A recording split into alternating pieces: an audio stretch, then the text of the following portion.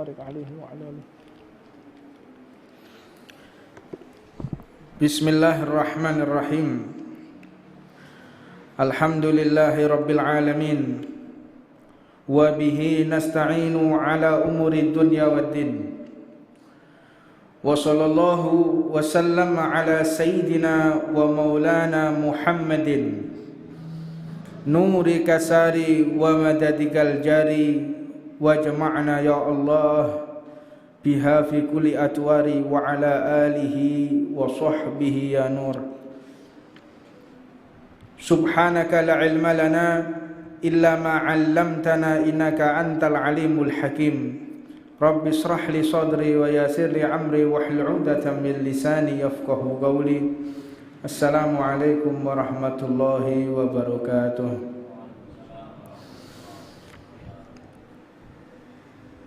Alhamdulillah, puja dan puji syukur kita haturkan kepada Allah Subhanahu wa taala yang telah memuliakan kita untuk mendapatkan dan mewarisi warisan Rasulullah sallallahu alaihi wasallam.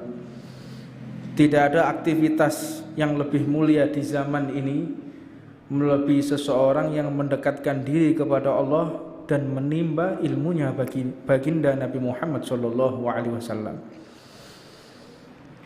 Di minggu yang lalu kita membahas tentang keagungan Al-Qur'an.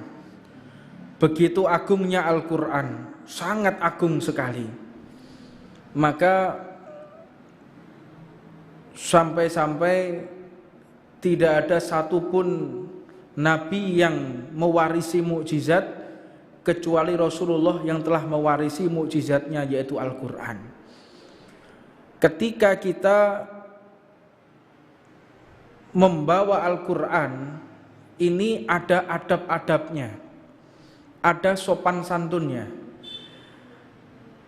Daripada adab membaca Al-Qur'an, membawa Al-Qur'an, ini ada adab secara zahir, ada adab secara batin.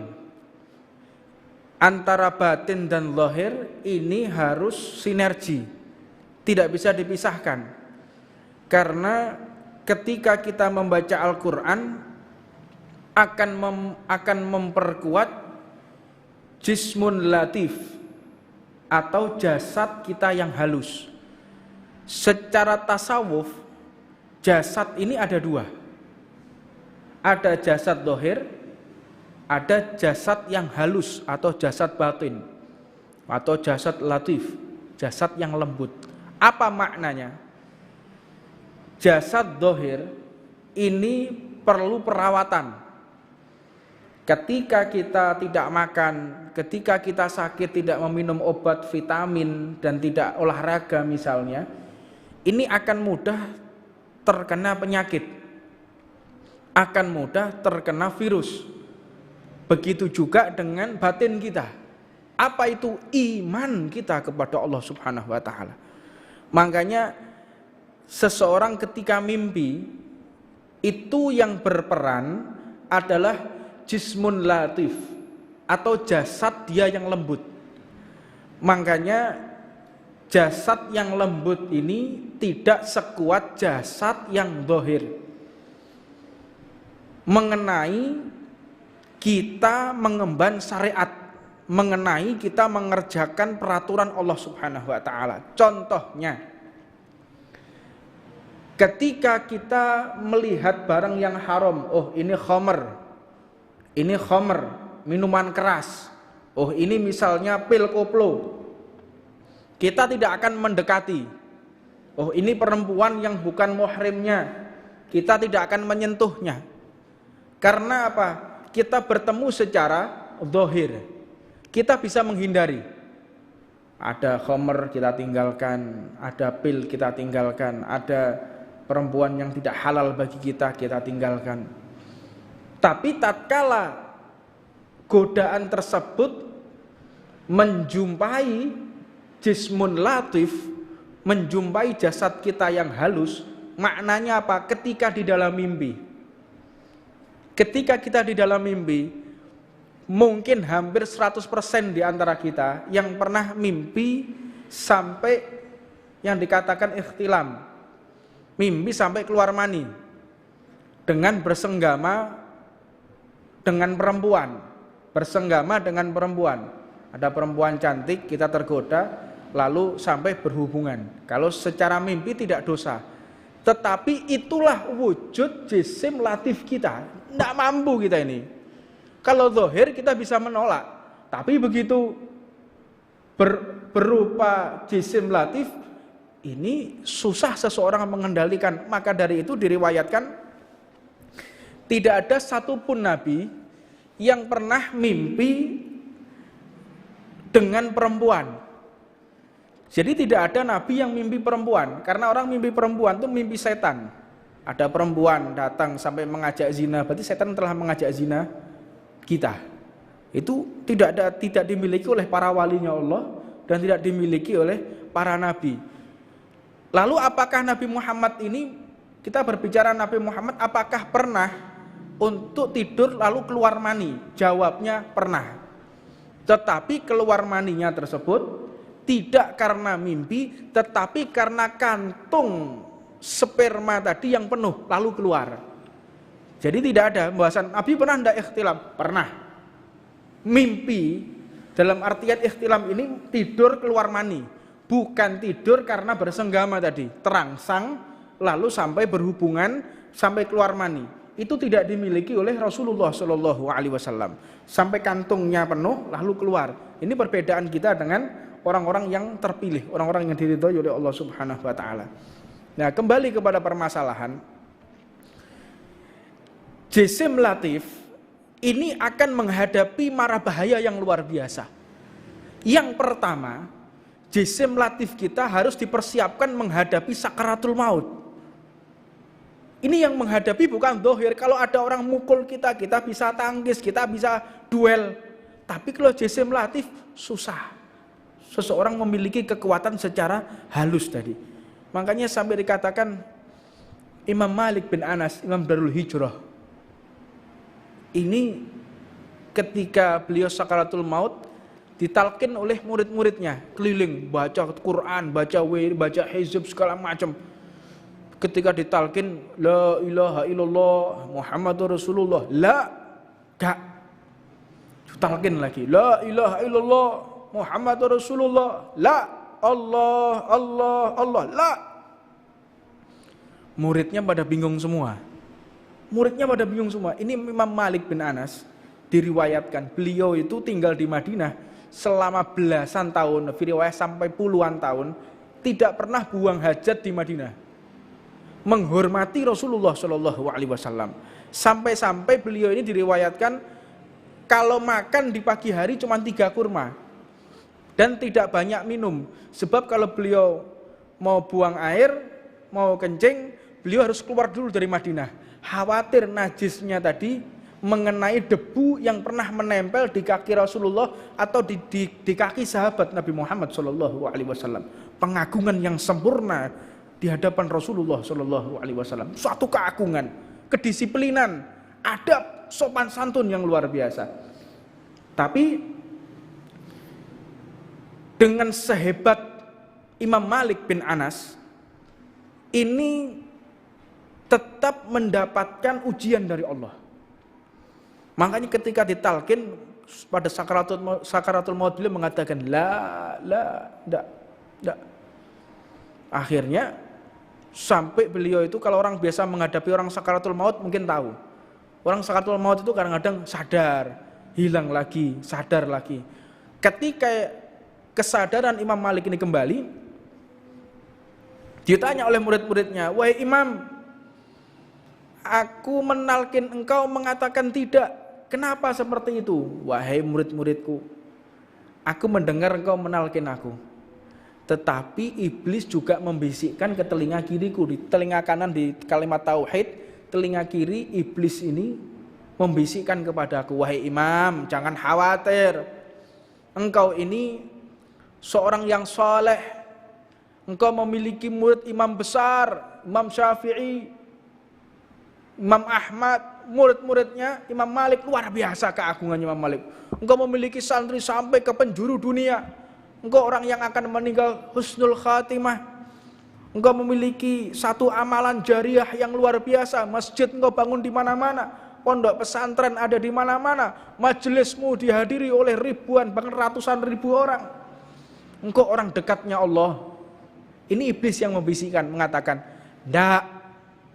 Kata Imam Malik, kalau seandainya saya jawab iya, hangus amalanku. Hati-hati. Kadang kita ini sedikit dakwah wis sombong ya. Oh, antum ini punya majelisnya sekarang lagi maju luar biasa, banyak pengikutnya. Oh iya. Imam Malik ini mengatakan enggak, apalagi kita ya wis wassalam. Keset Imam Malik ke afdol kesetnya Imam Malik sama kita. Itu sampai orang adabnya kayak begitu. Jadi jangan sesekali kita ini merasa sudah berbuat sesuatu untuk Rasulullah. Kita belum ada apa-apanya dibanding dengan Rasulullah Shallallahu Alaihi Wasallam, dengan para sahabat Nabi Muhammad Shallallahu Alaihi Wasallam radhiyallahu taala anhum wardhahum.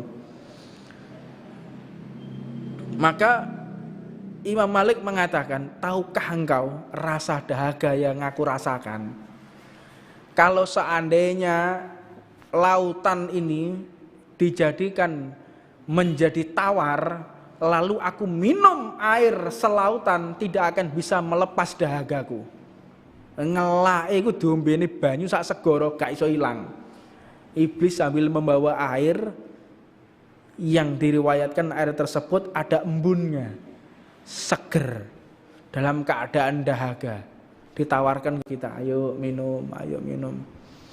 Mudah-mudahan kita semua husnul khatimah. Bahaya Pak, yang akan kita hadapi ini bahaya sekali. Jisim latif kita harus dipersiapkan. Makanya ketika kita membaca Al-Quran, bukan hanya zahir.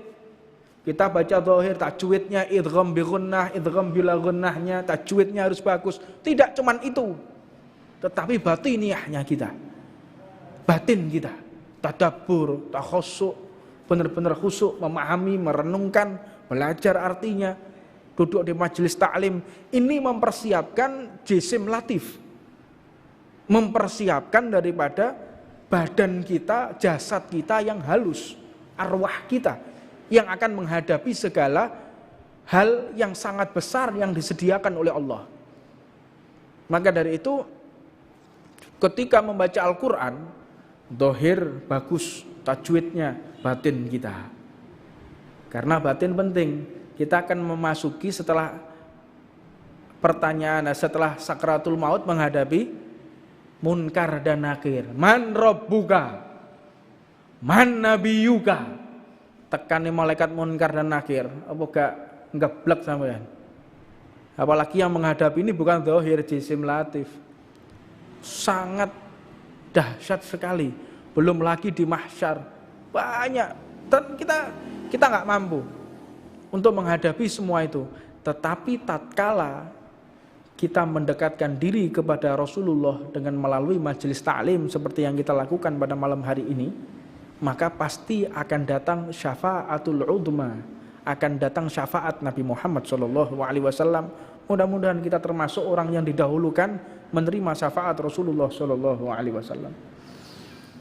Maka dikatakan oleh Imam Abdullah bin Haddad, di antara adab yang paling penting, hendaknya orang yang membaca Al-Quran ini ikhlas hanya untuk Allah Subhanahu wa Ta'ala. Niat ikhlas, untuk tajwidnya bagus, idghamnya bagus. Terus bagaimana ketika kita memberikan hati ini, hati yang ikhlas, bukan untuk mencari perhatian orang, bukan untuk mencari harta, ya kadang dikomersilkan. Ini hati-hati, ini Quran ini dikomersilkan. Kita ngundang qiraah, terus si pembaca tadi niat ingin hanya mendapatkan rupiah, ini tidak adab kepada Al-Quran. Di samping itu kita harus juga memahami, dikatakan dari tadabbur, takhussu', merenung, mengerti apa yang benar-benar Allah sampaikan. Jangan sampai kita mendapatkan mukjizat ini lalu kita tidak mengerti daripada apa yang telah Allah berikan kepada kita. Allah Subhanahu wa taala berfirman, "Lau anzalna hadzal Qur'an 'ala jabalin la ra'aituhu khashi'an mutasaddian min khasyatillah. Wa tilkal amsalu nadribuha lin-nasi la'allahum yattafakkarun." Kalau sekiranya kami menurunkan Al-Qur'an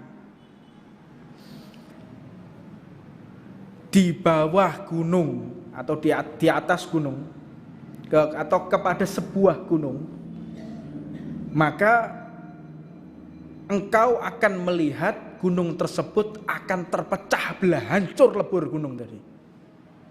Gunung yang kuat, yang bisa diinjak oleh truk, yang bisa mengangkat rumah. Apa basa Indonesia nyunggi ke apa? Iso nyunggi omah, apa basa Indonesia nyunggi? Memikul. Memikul. Bisa memikul rumah, bisa memikul gedung. Kuat tak sampean ngangkat omah. Penyet ya. Ini gunung yang bisa menampung berat yang beribu-ribu ton tidak mampu untuk menerima Al-Quran, akan terpecah belah. La'allahum yatafakkarun. Kami buat ini, kami tuangkan ini bagi orang yang benar-benar berpikir. Makna daripada ini, gunung, para mufassirin, ahli tafsir, ini memaknai ayat ini. Ini diibaratkan benda yang keras.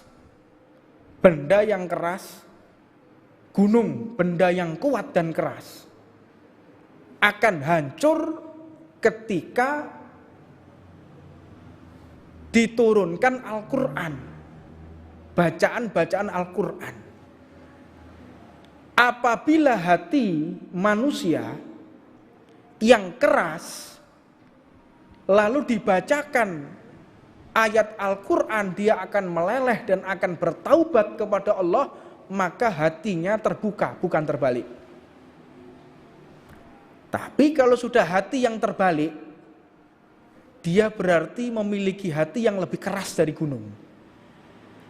Tidak akan bisa menerima nasihat orang yang di dalam pikirannya hanya berburuk sangka kepada Allah, berburuk sangka kepada Rasulullah, dan berburuk sangka kepada semua hambanya Allah Subhanahu wa ta'ala. Mati hatinya sudah, keras hatinya. Dibacakan Al-Quran, bahkan mereka ketika dibacakan Al-Quran, dia tidak mendengarkan, justru ngomong-ngomong sendiri. Ini orang yang hatinya terbalik ini. Hati-hati, jangan diremehkan. Kalau ada orang baca Quran, ngomong sendiri, atau kita tidak khusyuk, atau hati kita tidak respon, atau hati kita biasa-biasa saja, hatimu lebih keras dari gunung. Kalau sudah hatimu lebih keras dari gunung, engkau akan siap menghadapi sakaratul maut. Engkau akan siap menghadapi pertanyaan munkar dan nakir. Tak akan mampu menerima kebaikan-kebaikan dari Allah Subhanahu wa ta'ala.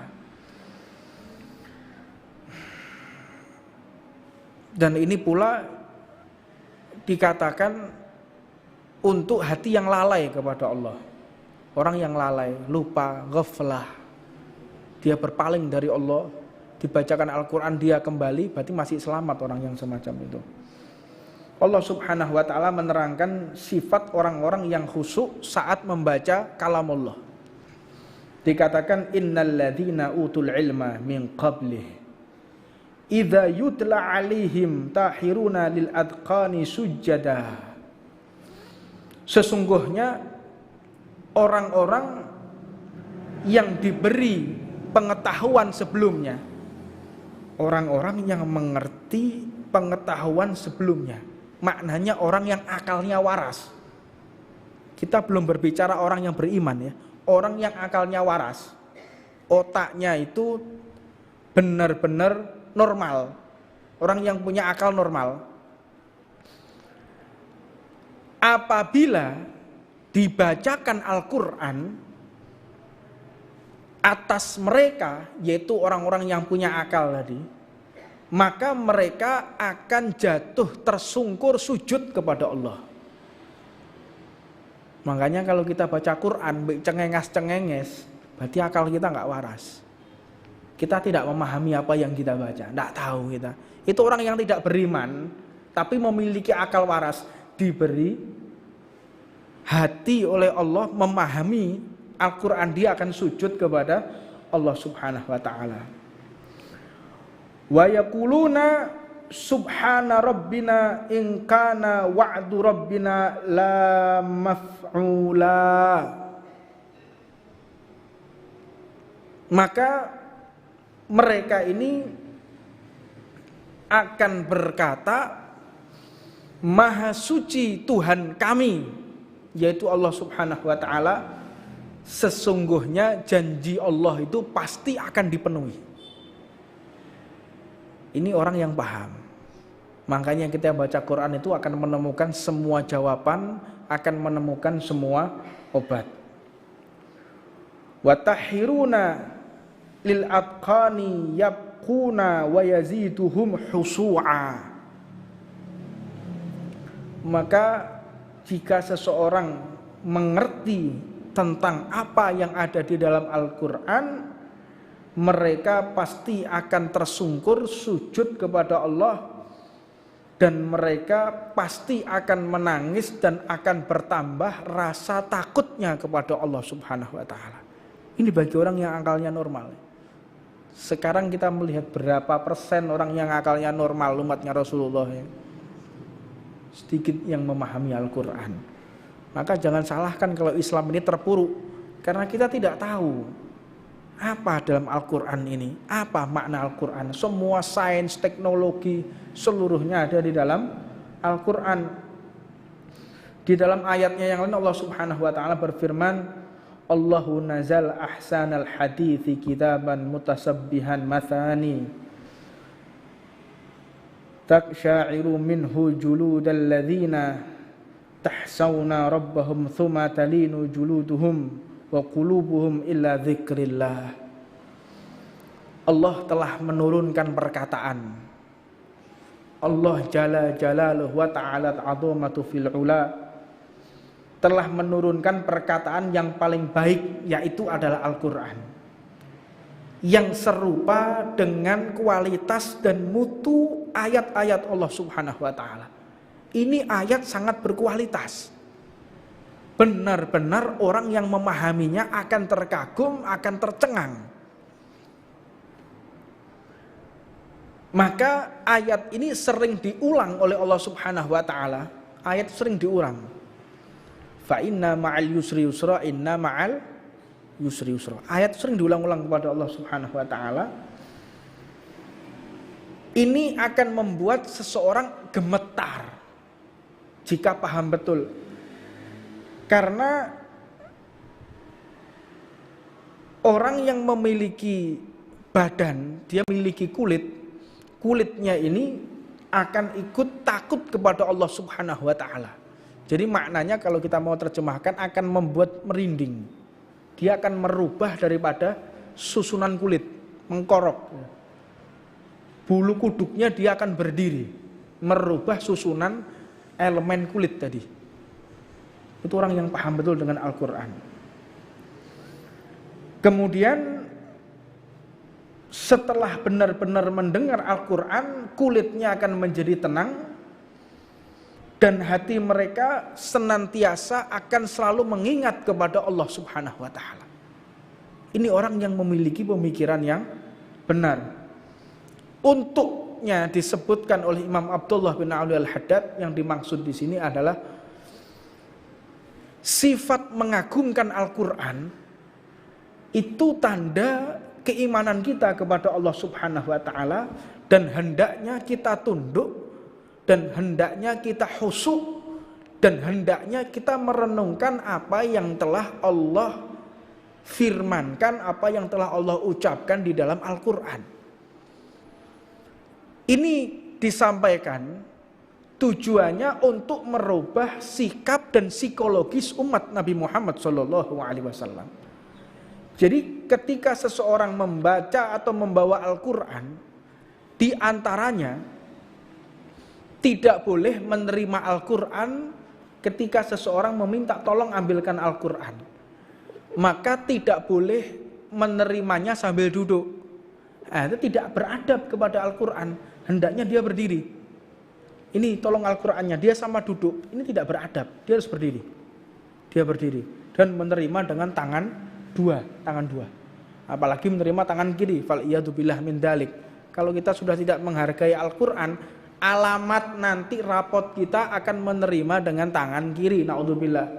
Sebab nanti ketika selesai persidangan Allah, rapot itu akan diserahkan. Rapotnya itu ada yang menerima tangan kiri, naudzubillah min dzalik, orang yang celaka. Ada juga yang tangan kiri terbalik, meluntir begini. Nah, ini orang yang paling celaka ini.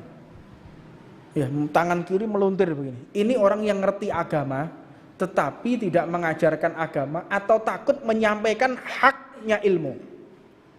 Orang yang takut, kalau saya ngomong seperti ini, oh nanti saya di penjara. Kalau saya ngomong seperti ini, saya akan ditinggalkan oleh jamaah saya. Saya kalau menyampaikan seperti ini, nanti akan dimusuhi banyak orang. Dia menghindari kalam hak yang seharusnya dia sampaikan. Pertimbangannya takut dimusuhi orang. Pertimbangannya khawatir ada orang yang melukai dirinya. Awas, engkau akan menerima Al-Quran dari tangan kiri yang terbalik. Hati-hati. Makanya ada enaknya, ada tidak enaknya orang yang ngerti ilmu, orang ngerti agama. Nggak berani menyampaikan sesuatu yang hak, pertimbangannya adalah dunia. Awas, engkau akan mendapatkan ancaman dari Allah Subhanahu wa Ta'ala. Yang ketiga, benar-benar orang yang beruntung menerima rapot di tangan kanan. Maka kita berdoa kepada Allah, kalau wudhu kita khusyuk, benar-benar kita hadirkan dan pikirkan ketika kita mengusap wajah.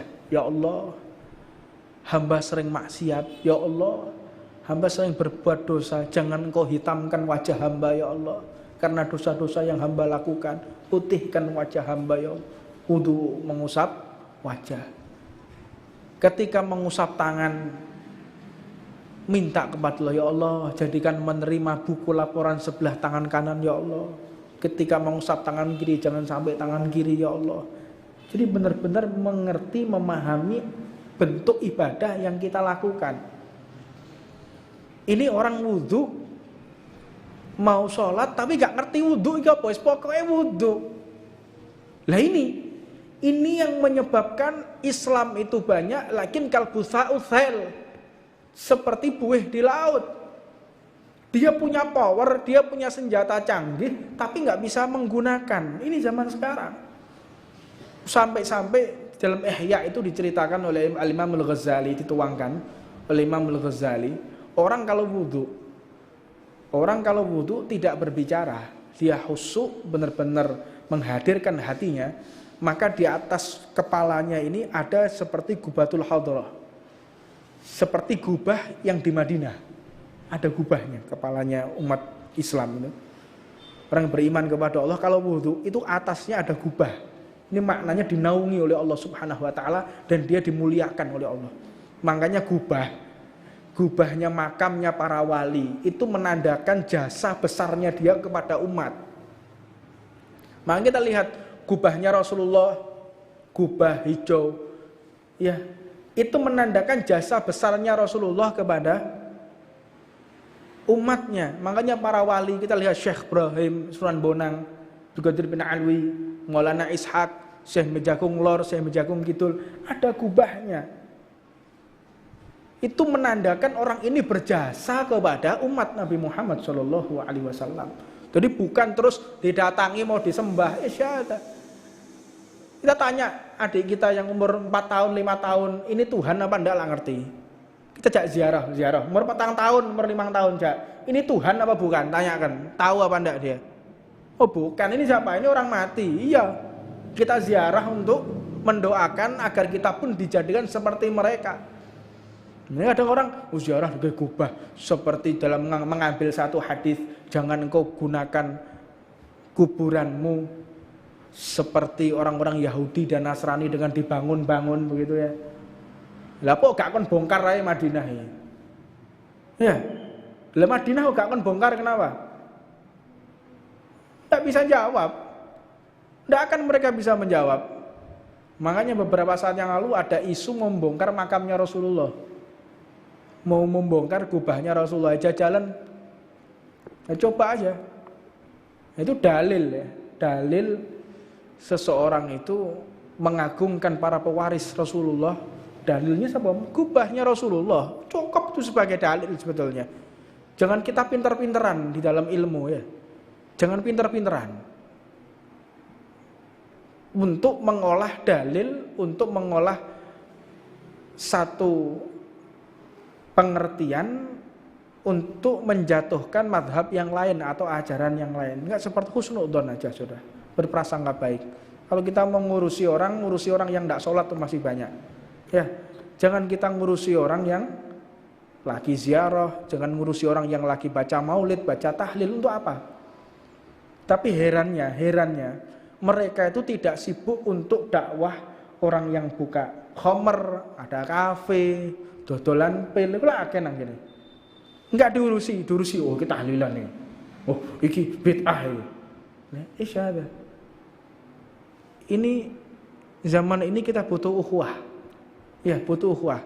Jangan ikuti orang-orang yang suka mencaci maki. Memang kita benar-benar sedih. Ada sekelompok orang yang suka mencaci maki. Yang dicaci orang-orang besar lagi, para ulama kita, para guru-guru kita dicaci maki sama mereka dengan hanya pertimbangan sesuatu yang tidak penting, pertimbangan dalil. Sudahlah, namanya orang yang Anda suka tahlil ya silahkan tahlil, Anda tidak mau tahlil ya sudah silahkan.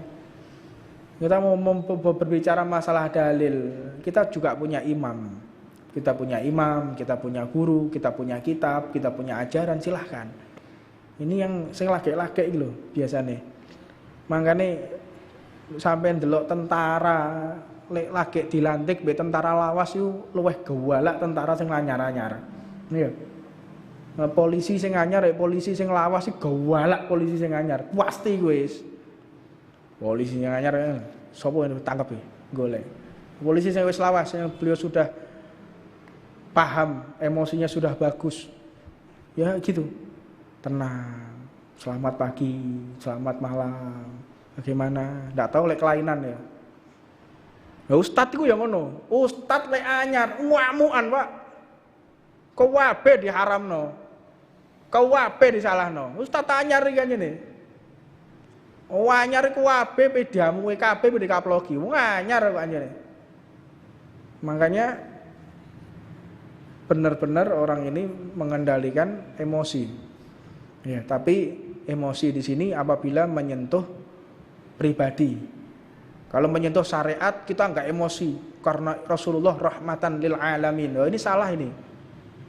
Nabi Muhammad itu punya sifat unggul. Fa idza duyi'a haqqallah lam yakum ahadun li ghadabih.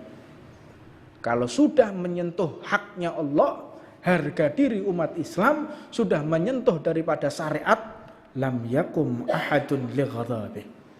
Tidak ada satupun manusia, makhluk manapun yang mampu menghadapi marahnya Rasulullah. Allahumma sholli ala sayyidina Muhammad. Tidak ada orang yang mampu menghadapi marahnya Nabi Muhammad. Jadi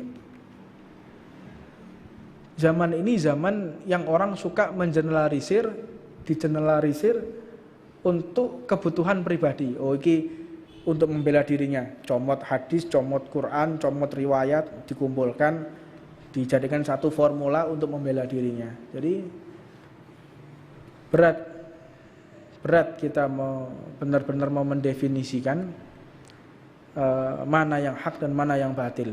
Sebab yang mengatakan dirinya hak dan kelihatannya juga batil, yang batil juga kelihatannya hak, kita nggak bisa membedakan. Lalu bagaimana? Tutup mata, tutup telinga. Kita banyak istighfar, kita banyak sholat taubat, dan kita banyak untuk berzikir kepada Allah. Wis jarno, tidak usah dilayani orang yang mengatakan diri kita bid'ah, diri kita kafir, biar.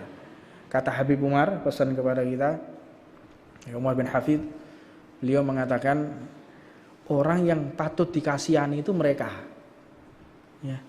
Orang yang patut dikasihani itu mereka, orang yang suka mencaci maki ibadah orang lain, caci maki, ngomong kasar, ngomong kafir segala macam, itu mereka yang perlu dikasihani. Jadi jangan kita membela guru kita, tapi kasihani mereka, dongakno ae. Wis jarno. Ya, mudah-mudahan yang sedikit ini ada manfaatnya buat kita dan menambahkan kedekatan kita kepada Allah Subhanahu wa taala dan menambahkan cinta kita kepada Nabi Muhammad sallallahu alaihi wasallam. Rabbana atina fid dunya hasanah wa fil akhirati hasanah wa qina adzabannar. Wa ala man wa sayyidi Habib Ahmad Jamal bin Thabin Abu Bakar Ba'il wa ana Al-Habib Umar bin Muhammad bin Salim bin Hafidh wa ala man wa syekhana wal hadratin Nabi Muhammadin sallallahu alaihi wasallam. Siril Fatihah.